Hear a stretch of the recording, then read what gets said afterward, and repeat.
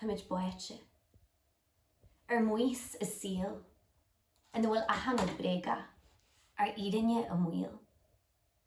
Faoi Cheilt a gan héin leis an omíart is leis an bhrú, na man bhfuil leanú an siogad, sa ling seo, céthú.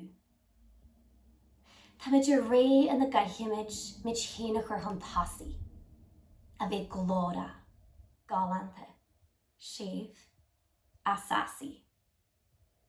Lid a éoniúlacht hain, amar chud den stíb, ag fannacht a gcónaí ar leantar uair na clíb.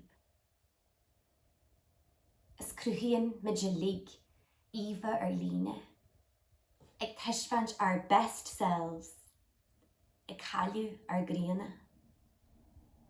Le filters, fillers, is Botox den na línse, an bhfuil mid níos tiltena da gré, le crackan níos míne.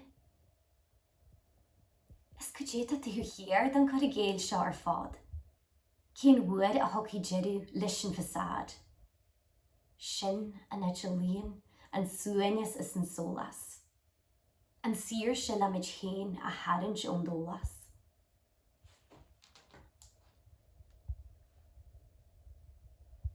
Gloch le de spotty, le de líntí is le de flucky.